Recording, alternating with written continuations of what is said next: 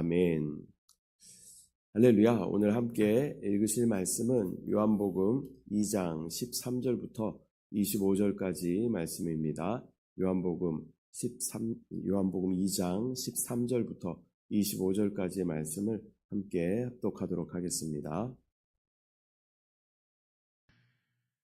유대인의 유월절이 가까운지라 예수께서 예루살렘으로 올라가셨더니 성전 안에서 소와 양과 비둘기 파는 사람들과 돈 바꾸는 사람들이 앉아있는 것을 보시고 노끈으로 채찍을 만드사 양이나 소를 다 성전에서 내쫓으시고 돈 바꾸는 사람들의 돈을 쏟으시며 상을 엎으시고 비둘기 파는 사람들에게 이르시되 이것을 여기서 가져가라.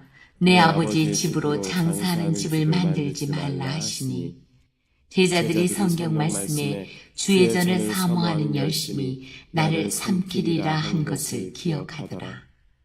이에 유대인들이 대답하여 예수께 말하기를 내가 이런 일을 행하니 무슨 표적을 우리에게 보이겠느냐. 예수께서 대답하여 이르시되 너희가 이 성전을 헐라. 내가 사흘 동안에 일으키리라. 유대인들이 이르되 이 성전은 46년 동안에 지었거늘 내가 3일 동안에 일으키겠느냐 하더라. 그러나 예수는 성전된 자기 육체를 가리켜 말씀하신 것이라. 죽은 자 가운데서 살아나신 후에야 제자들이 이 말씀하신 것을 기억하고 성경과 예수께서 하신 말씀을 믿었더라. 6월절에 예수께서 예루살렘에 계시니 많은 사람이 그의 행하시는 표적을 보고 그의 이름을 믿었으나 예수는 그의 몸을 그들에게 의탁하지 아니하셨으니 이는 친히 모든 사람을 아시며 또 사람에 대하여 누구의 증언도 받으실 필요가 없었으니 이는 그가 친히 사람의 속에 있는 것을 아셨음이니라. 아멘. 할렐루야. 오늘은 요한복음 2장 13절부터 25절까지 말씀을 우리가 함께 읽었습니다. 요한복음 2장은 우리가 어제 보았던 것처럼 갈릴리 가나에서 물이 포도주가 되게 하신 그런 첫 번째 기적을 우리 가운데 보여주십니다. 그리고 예수님께서는 가족들과 제자들과 함께 잠시 가버나움에 머무신 후에 예루살렘으로 올라가시는 이야기로 시작됩니다. 예수님께서 공생애를 시작하시면서 하신 이 중요한 사역이 바로 오늘 본문의 성전 정화 사건입니다. 이 사건은 예수님의 사역에 있어서 매우 상징적인 의미를 가지고 있으며 또 그분의 신적인 권위를 나타내는 중요한 사건이 되는 것입니다. 먼저 13절부터 보면 유월절은 이스라엘 백성에게 매우 중요한 절기이죠. 출애굽 사건을 기념하면서 하나님께서 그들의 조상들을 애굽에서 구원하셨음을 기억하는 절기입니다. 예수님께서도 유월절을 맞이하여서 예루살렘으로 올라가십니다. 여기서 우리가 주목할 것은 이 장면이 예수님의 공생의 초기라는 점입니다.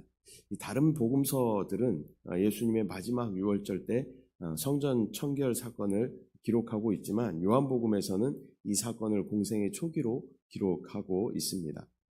이는 예수님의 사역 시작부터 그분의 사명이 하나님과의 그 올바른 관계를 회복하는 데 있음을 강조하는 것인 줄 믿습니다. 또 종교적으로 형식적으로 변해 있는 그러한 성전을 다시 깨끗하게 하심으로 하나님과의 관계를 회복하는 것이 예수님의 사명임을 또 보여주는 것입니다. 예수님께서 성전에 들어가셨을 때 그분은 성전이 마치 시장처럼 변해버린 모습을 보셨습니다. 또 성전 바깥들에는 사람들이 제사에 필요한 제물들을 또 사고 팔고 또 외국에서 그 당시에는 이제 외국에서 많은 순례자들이 이제 예배 제사를 드리기 위해서 예루살렘으로 모이게 되는 것이죠. 그때 서로 이제 통화가 다르기 때문에 그 돈을 바꿔주는 그러한 일이 이루어졌습니다.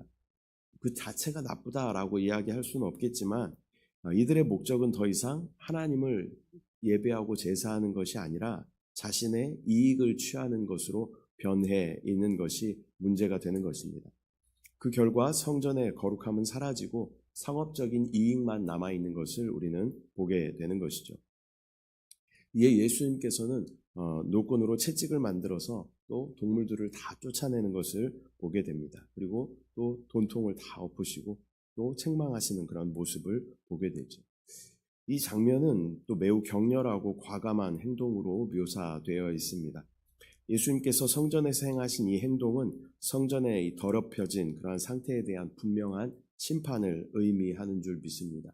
우리도 마찬가지죠. 어떤 성전이 예배드리고 주님 앞에 찬양하고 경배하는 그러한 본래의 의도를 벗어나서 자신의 유익을 취하게 되면 예수님께서는 그것에 대해서 분명히 심판하신다라는 경고의 말씀으로 이 요한복음이 기록되어져 있는 줄 믿습니다.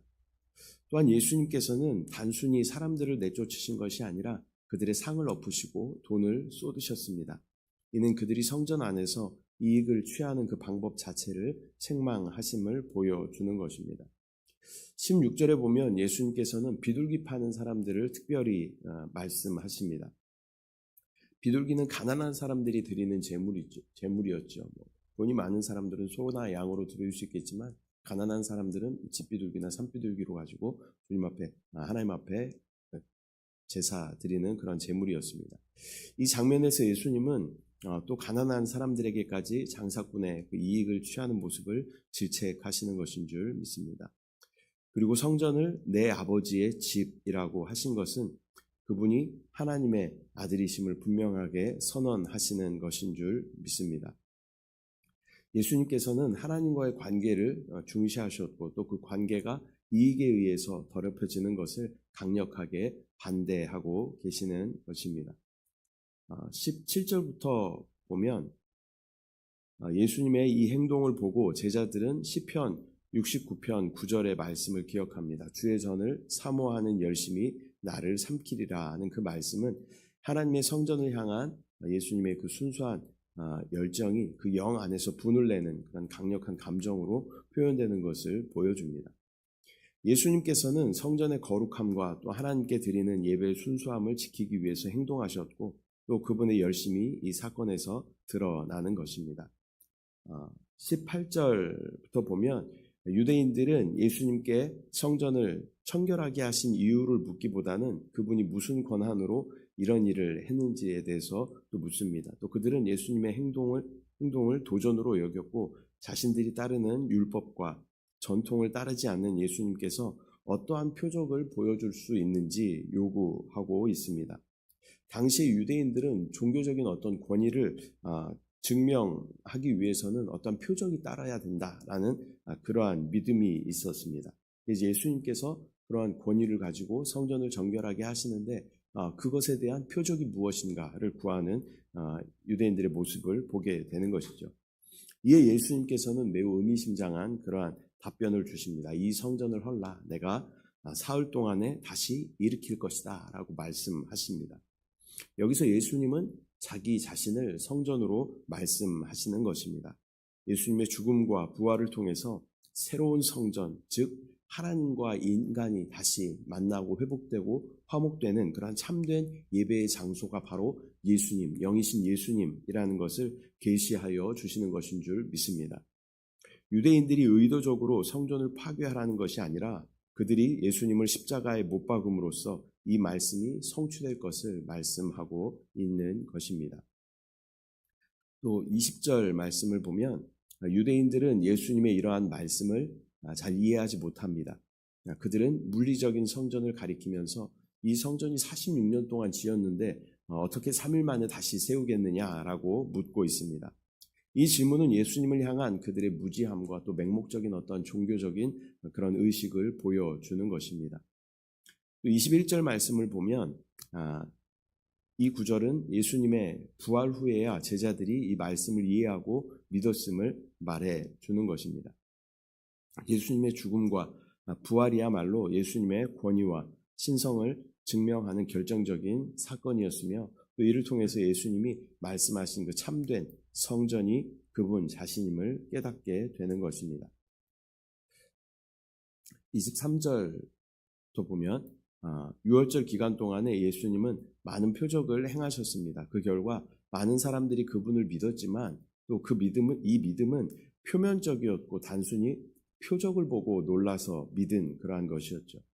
이러한 믿음은 예수님의 참된 본질을 이해하고 따르는 믿음이 아니라 일시적인 감정에 불과했습니다. 또 예수님께서 많은 이적과 기사들을 행할 때 많은 사람들이 따르는 모습을 보게 되죠.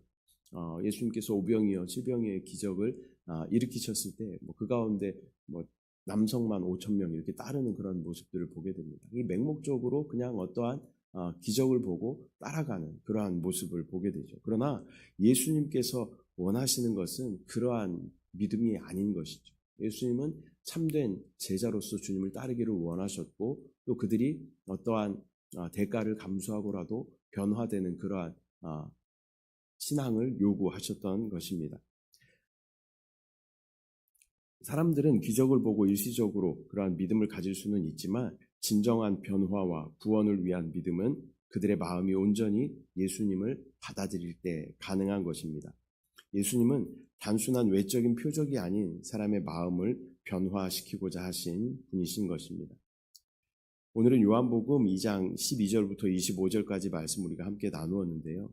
먼저는 성전의 거룩함을 지키는 것에 대해서 예수님께서는 말씀하십니다.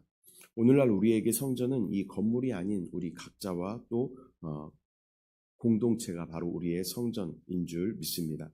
하나님을 경외하는 마음과 또 예수님을 향한 그런 순수한 예배가 우리의 삶 가운데 회복되어야 할 줄 믿습니다. 또한 예수님은 우리의 참된 성전이심을 말씀하고 있습니다. 예수님께서 십자가에서 죽으시고 부활하신 그 사건을 통해서 우리는 하나님께로 나아갈 수 있는 길을, 통로를 얻게 된 줄 믿습니다. 주님께서 우리 가운데 말씀하시죠. 내가 길이다, 진리다, 생명이다 라고 말씀하시는 것은 오직 나를 통해서만 하나님께 나아갈 수 있다라고 말씀하시는 것인 줄 믿습니다. 예수님을 통해서 하나님과의 관계가 완전히 회복되고 또 주님 앞에, 하나님 앞에 예배할 수 있는 길이 우리 가운데 열리게 된 줄 믿습니다. 또한 진정한 믿음은 보이는 기적을 넘어서는 것을 말씀하십니다. 예수님은 사람들의 겉모습이나 단순한 표적에 대한 믿음을 신뢰하지 않으셨습니다. 또 마지막에 보면 예수님이 십자가에 달리시기 전에는 따르던 많은 사람들이 예수님을 떠나가는 모습을 보게 되죠. 또 예수님을 떠나갈 뿐만이 아니라 예수님을 대적하는 모습을 보게 됩니다. 겨우 제자들만 남게 되는 그런 모습들을 보게 됩니다. 우리 역시 어떤 외적인 표적이나 감정에 의존하는 그러한 믿음이 아니라 예수님의 어떠하심을 우리가 제대로 알고 또 따름으로 또 그 가운데 우리 가운데 일어나는 많은 고난과 환난들을 우리가 이겨내고 또 주님과 함께 그것들을 극복하면서 우리 안에 변화되는 것을 주님께서 원하신다라는 것을 우리는 기억해야 할 줄 믿습니다. 많은 사람들이 예수님을 믿는 또 교회에 나오는 이유가 어떠한 기적과 표적 또 치유 또 어떤 물질적인 축복 이런 것들을 위해서 나오는 분들이 참 많이 있는 것 같습니다. 또 그것으로 또 보상을 받는다면 그것이 마치 믿음이 좋은 것처럼 그렇게 여겨지는 그러한 시대를 우리가 살아가고 있죠. 그러나 예수님께서 원하시는 진정한 믿음은 예수 그리스도 생명이신 그분이 우리 안에 오시고 또 우리 안에 인격적으로 그분이 역사하시고 우리 안에 기름 부으심으로 우리를 계속 변화시켜 가시면서 우리 온 존재를 얻으시는 것을 주님께서 원하시는 줄 믿습니다. 그렇게 우리가 변화될 때 우리는 진정한 그리스도인 또 예수님이 찾으시는 그러한 예배자들 되는 줄 믿습니다. 기도하겠습니다. 사랑의 주님, 은혜와 사랑을 감사드립니다. 오늘 요한복음 2장 말씀을 우리가 함께 읽으면서 먼저 이 성전이 거룩하게 되어져야 함을 다시 한번 보게 하심을 감사합니다. 우리가 주님의 또 성전임을 또 다시 한번 깨닫게 하시고 정결함을 유지할 수 있도록 주여 인도하여 주시고 또 주님께서 세우신 이 거룩한 공동체 교회가 또 거룩함을 지켜낼 수 있도록 주여 인도하여 주시옵소서. 또한 예수님이 우리의 참된 성전이심을 말씀하십니다. 영 안에 진리 안에 성전이신 영이신 예수 그리스도 안에서 성전이신 진리이신 예수 그리스도 안에서 우리가 온전히 예배드릴 수 있는 주여 우리 모두 될 수 있도록 주여 인도하여 주시고 또 그를 예수 그리스도를 통하여서 하나님과의 완전한 회복과 화목이 이루어지는 유일한 길임을 믿음으로 바라볼 수 있도록 주여 인도하여 주시옵소서. 아버지 또한 진정한 믿음은 보여지는 어떠한 기적을 넘어서서 우리 안에 또 고난과 환난을 통하여서 참된 변화를 갖는 것이 진정한 믿음임을 주여 바라보게 하여 주시고 또 주님과 함께 이 모든 것들을 넉넉하게 이겨내며 승리할 수 있도록 주여 역사하여 주시옵소서. 이 새벽도 주님 앞에 부르짖어 간구하는 기도의 제목 가운데 응답하신 주님을 믿음으로 바라봅니다. 승리하게 하실 주님을 신뢰합니다. 주님을 찬양합니다. 주님을 사랑합니다. 감사드리고 예수님의 이름으로 기도드립니다. 아멘. 하늘에 계신 우리 아버지여, 이름이 거룩히 여김을 받으시오며 나라가 임하시오며 뜻이 하늘에서 이루어진 것 같이 땅에서도 이루어지이다. 오늘 우리에게 일용할 양식을 주시옵고 우리가 우리에게 죄 지은 자를 사하여 준 것 같이 우리 죄를 사하여 주시옵고 우리를 시험에 들게 하지 마시옵고 다만 악에서 구하시옵소서. 나라와 권세와 영광이 아버지께 영원히 있사옵나이다. 아멘. 이 시간 우리가